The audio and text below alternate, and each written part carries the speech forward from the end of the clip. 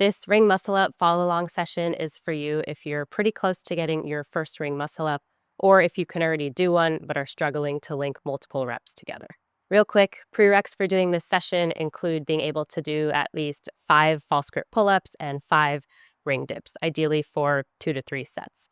So if you're still working towards being able to do those, keep working on that.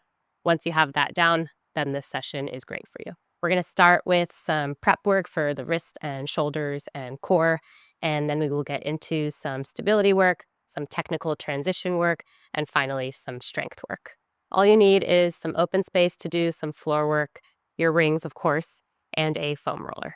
We'll go ahead and get started with wrist prep. I'm going to start on all fours here. I have my wrists under my shoulders and my knees under my hips. From there, I'm going to rotate so my elbows face forward, and then I am pushing away from the floor so my shoulder blades are protracted.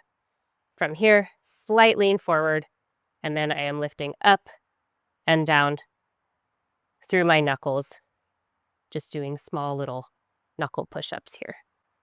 So about 10 reps, maybe 12, whatever you feel is best for you. We want to do this as prep for the false grip and just generally using our upper body for the rings training. Once you hit all your reps there, you'll go ahead and switch, turn your fingers back, and then shift very lightly. This one can be pretty rough for some people, so take your time feeling it out. We'll go in and out of the stretch here. Same thing, about 10 to 12 reps. If you need, you can also keep one hand facing forward and just rotate one back and work that way. And then, of course, switch and do the other side. After you're done warming up your wrists, you're going to go to some shoulder prep. We're going to lay on our stomach here, point the forehead towards the floor, and then bring the hands overhead. And we're doing this sort of jumping jack motion here. I'm going to bring my hands together at the top and then try to bring them all the way down to my hips. I don't want to lift through here, so I stay pretty neutral and just move, keeping the arms as straight as possible. Just move through the arms. Same idea here, about 10 to 12 nice controlled reps. And this should get our shoulders nice and warmed up. Next up, we're going to warm up the shoulder blades a little bit more. We'll go to all fours again here. Same setup, so I'm going to rotate the elbows forward and protract the shoulder blades to start. From there, I'm going to squeeze the shoulder blades together and then pull them apart again. And we're doing this for reps. So in and out of the position here. Go nice and slow both directions so you can really feel what's going on and really get the shoulder blades nice and warmed up. Same idea, 10 to 12 reps here. Stay controlled the whole time. We want to make sure that we're not shrugging up. So as you come down, try not to shrug up. Keep your shoulders pulled down away from your ears the entire time. Our last warm-up drill is the hollow body hold. This is very important for prepping the torso and lower body for a lot of the movements on the rings so that you're able to maintain full body tension. We're going to go to our back here, flatten the low back to the floor, lock the knees straight, point the toes, and then I'm just going to put the hands by the sides here. And we just hold about 20 to 30 seconds with your best possible technique. If you need, you can lift everything a little bit to make sure that your low back stays flat to the floor. But as you get more comfortable with it, you can lower the feet down. Again, straight knees, toes are pointing. Now that we've completed our prep, we're going to get into some stabilization practice on the rings. You'll start with the rings low, and we will go with a plank on the rings as our first movement. So I'm going to have the rings set here, come onto all fours, and then when I'm ready, I come up into my plank position. Note that my arms are locked out. I'm not dropped down here. I'm pushing strongly, and I like to slightly turn out the rings as well. It's also fine to be neutral, but a bit of turnout will help prep you, especially for dips and other practice later on. We're going to go for about 20 to 30 seconds here. Nice strong hold, and go with 2 sets of that. Next up for our stability work, we're going to raise the rings up and we're going to do similar movement to what we just did with the plank, but without the feet helping. So we're going to go to the top position hold. Okay, so when you're ready, go up into position. Same idea, but now I have a little bit more of a hollow body position here. I'm still locking my elbows straight, turning out the rings, and again, not dropping down, but pushing up nice and strong. Same thing, 20 to 30 seconds hold for 2 sets. Next up, we will prep the bottom dip position. This one is very key for your muscle up transition as you need to be able to support yourself in this position. Okay, so we are coming into our bottom dip. Same idea with the torso and the feet, nice hollow body, and just holding, keep the elbows back, chest up. We don't need to get super low here. Make sure you keep tension. Make sure you can control the position here. And aiming for 20 to 30 seconds for 2 sets. It's fine if you want to start with even 5 to 10 seconds at first, because this is actually super tough. I'd rather you be able to do that with really clean technique and then build up to the 20 to 30 second range. Now that we've worked on stability above the rings, we're going to switch gears and work on stability below the rings. So we will work on the top row position to warm up our chest to ring hold. Again, very key for the muscle up transition. You have to be able to catch yourself here, right? After you transition through whichever way you're going, got to be able to support here. So we start prepping with the top of the row. Now, I'm assuming you have your false grip or some form of it. I have other videos on the false grip that I will link to in the description for this one. So for now, establish your false grip, make sure you're ready. And then I like to go to the bottom of the row just to find a good position here. Row up, and we are holding nice and controlled. No shrug, so keep the shoulders down, elbows in, squeeze your shoulder blades together. You can use chalk to help with the false grip here too. I find that makes a really big difference. And again, same idea, 20 to 30 seconds, 2 sets. Our final stabilization drill is going to be the Lockoff chest to ring hold. So we're getting pretty warmed up here. We did the top ring row position. Now we're doing same idea, but top of the pull-up. So I'm going to set up here and then bring the feet off the floor. This one's pretty tough. Of course, you want to have your false grip too. And just like that bottom dip, it is really tough in the beginning. So aim to be able to do 20 to 30 seconds for the 2 sets. But even starting with 5 to 10 seconds, again, really clean, good false grip, strong position, chest to ring contact. That can work, and then you can build up to the 20 to 30 second range. Now that we've gone through all of our prep work and our stability practice, we're going to do a drill that I really love to help get ready to do more technical transition work. This is where you'll need your foam roller. If you've watched some of my previous videos, you'll see that I've gone over this drill already. I'm going to link to those in the description. So for now, I'm just going to show it and then move on. We're going to take the foam roller and set it right around the shins. I'm coming up into my plank, lowering down, and then very slowly transitioning onto the forearms and then back forward. Onto the forearms and back forward. The key in that drill is to go really slowly, especially on the way back. Easier said than done. I'm sure you'll find when you try it, especially if you haven't done this one before. But if you have a hard time controlling this one, that will likely carry over to your muscle up transition. So doing this as prep and initially even instead of muscle up work can be really helpful. For this session, we'll do it alongside the actual rings training, but just know this is a great drill on its own. If you think about the mechanics of the muscle up transition, it has that same kind of forward motion like this. So that's what we're emulating here with the foam roller. In terms of reps and sets, keep it simple. Go for 1 to 2 reps.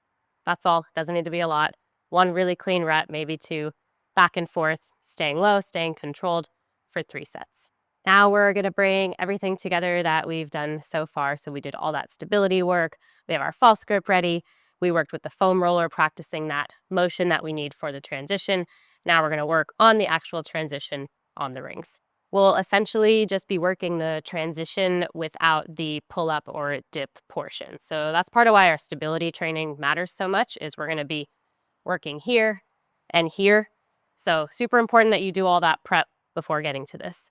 Now, if you already can do a muscle up, maybe sometimes you can crank one out, this is going to be best bang for your buck. If you are working towards the muscle up and you can't quite do what I'm about to show, I will give you a couple other options as well. We're going to be working one single rep at a time of the muscle up transition. You start in the bottom dip, hit the lock off chest to rings position, and then go back into the bottom dip. What that looks like, I'm starting here, feet are out, I'm transitioning down, find my false grip, and then pull back through. Okay, this is one rep. We're just going to be doing one at a time to start. Now, if that is super tough for you, you can't quite pull back through, doesn't feel right initially, we have a couple ways to adjust it. So first one is to still do the negative here, but then bring the feet down and pull back through. This is option one.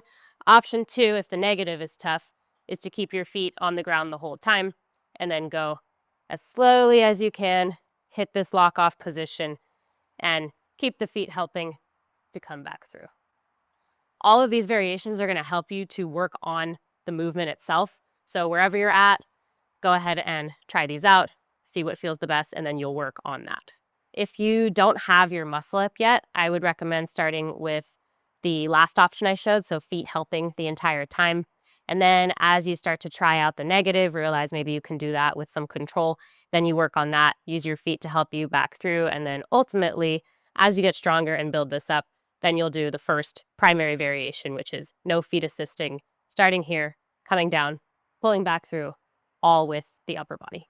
I have another video that goes into detail about all of those progressions, so I will link to that in the description of this video. In terms of the structure, reps, and sets for this one, as I mentioned, one single rep at a time.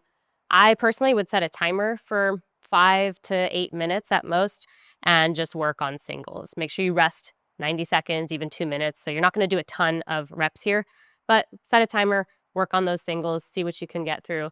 And you'll probably find you get tired as you go through maybe 3, 4, 5, somewhere in that range.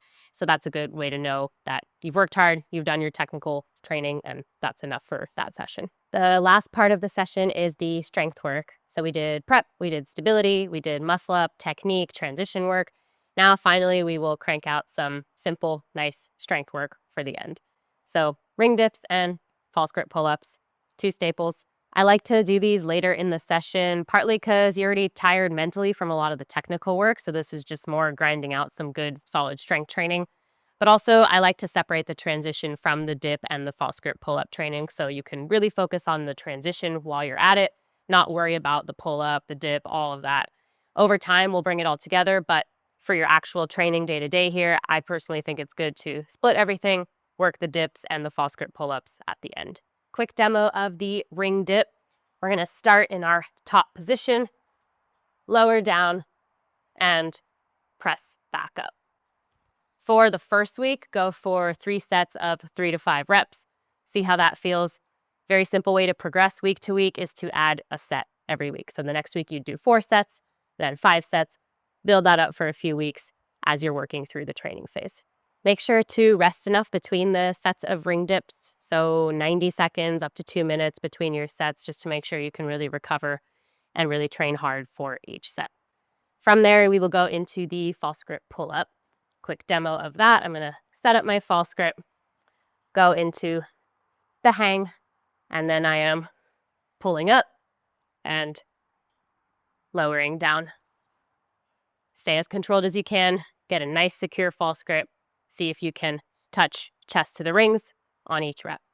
For the false grip pull-up, the format is the same as the dip. So 3 sets, 3 to 5 reps. And again, you can build that up week to week. Same rest intervals too. So that 90 seconds to 2 minute range, just to make sure that you really recover and can pull full range all the way, chest to the rings. As you see with the muscle up transition, that position right here is very key. We want to train it as much as we can, as well as we can. Note that for the stability work and the technical muscle up work, I don't have you adding sets or more volume week to week. I think those are enough as is, the 2 sets for the stability training and then that time interval where you can work on singles for the muscle up transition. Russian push up too, don't need to be adding much to that. But the strength training, especially if that is a goal of yours to get stronger with the dip and the pull up, maybe those feel like the weak points in the muscle up, this is a great way to work that in, add in sets every week, and build up your strength that way. And of course, the 3 to 5 rep range is another factor you can play with. So maybe you start with 3 reps, maybe you work to be able to do 4, 5, 5 sets of 5. That's awesome. So if you get to that, feel strong. Again, you want to be working from top position all the way down and back up with control. And then again, false grip and pulling strong chest to the ring. So prioritize those in terms of the technical aspects, but otherwise use that time to work hard, get stronger. One other very key point that I want to make about this session is everything I showed can be done all in one session. But if you find that one area of your training needs more work, maybe you feel pretty unstable on the rings, like that top position or the bottom dip, something super shaky, you could just be working on that, maybe a bit of transition work. Maybe you don't need to do all the dips and pull-ups initially. Or maybe you feel like your dip and pull-up needs some work and you don't want to spend as much time on the muscle-up transition yet. So maybe you just do stability and the dips and pull-ups. So whatever it is you want to focus on, just don't skip the stability part. So that is the part that I think everyone should be doing from a safety perspective, preventing injury, and just being more proficient on the ring. So don't skip that part. And of course, don't skip the prep for the wrists and all that. But in terms of how you handle the dips, the pull-ups, the transition work, that's a little bit more flexible. In terms of working this session into your program, you can do 1 to 2 times a week and probably make some really nice gains that way. So I imagine most people have other stuff they're working on. If the muscle up is your main priority, try to get the 2 sessions a week. But again, this can be done alongside other training as long as you manage the overall volume. I would recommend working on this for about 4 weeks. So again, you can build up over those 4 weeks, especially for the dip and the pull-up. Work on it for 4 weeks, see where you're at, maybe take a break or do some other training. Of course, you'll want to test your muscle up every so often. That's a whole other topic in terms of your program and how you're training and all that. But for the sake of this video, I want to make sure it's clear. About 4 weeks, 1 to 2 times a week with days in between should work really nicely. I know there's a lot of info in this video. I'm also going to include a lot of resources in the description for this video. So some of the stuff I mentioned before, different tutorials. So you'll have all that available and you can cross-reference. Of course, if you have questions, let me know in the comments and I will help you out.